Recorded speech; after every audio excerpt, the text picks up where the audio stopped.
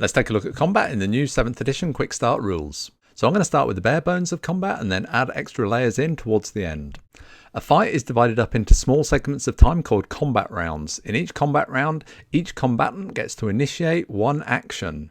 When a fight kicks off, the first thing the keeper should do is note down everybody's dexterity and put them in order from the highest to the lowest. The highest acts first.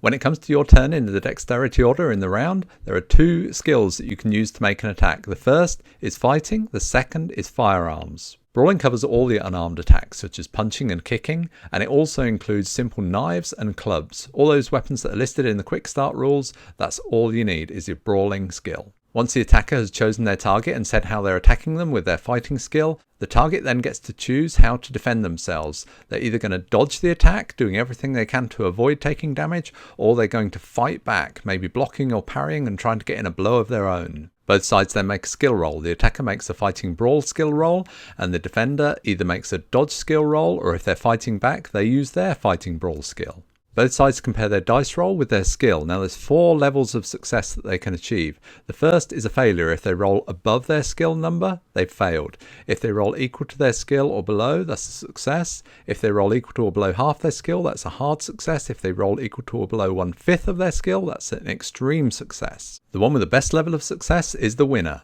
If they both get the same level of success, the target wins if they were dodging, the target loses if they're fighting back. If the attacker won, they now roll for damage against the target. If the target was fighting back and they won, they now roll for damage on the person that was attacking them. If the target was dodging and they won with the dodge, then no damage is inflicted on anybody. There are no pushed rolls in combat because the idea is of pushing a roll is to have a second go. Your second go is simply your next attack. Alternatively, if you're shooting at somebody, you'd simply roll your firearms skill. There are 2 specialisms of the firearms skill, one for long-barreled weapons such as rifles and shotguns, and another for handguns.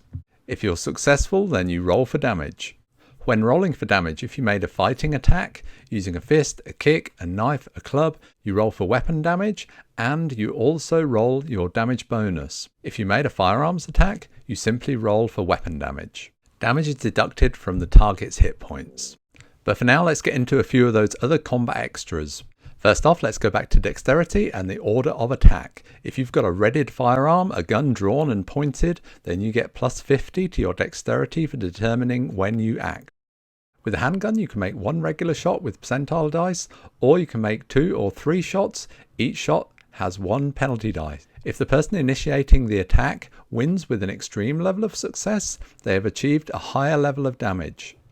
How much extra damage that attack achieves depends whether you were using a blunt weapon or an impaling weapon. A blunt weapon simply does the maximum level of damage that attack could potentially achieve. An impaling weapon does the maximum that attack could have achieved plus another roll for weapon damage.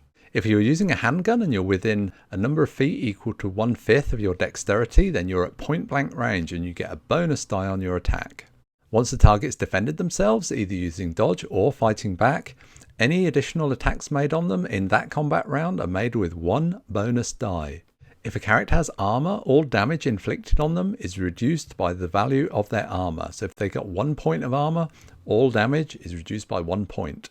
Now you can't dodge bullets, but any time in the round, if you're fired upon, you can choose to dive for cover. To dive for cover, you roll against your dodge skill. If you're successful, the person firing at you takes a penalty dice. But there's a downside to diving for cover. It means you sacrifice your next go.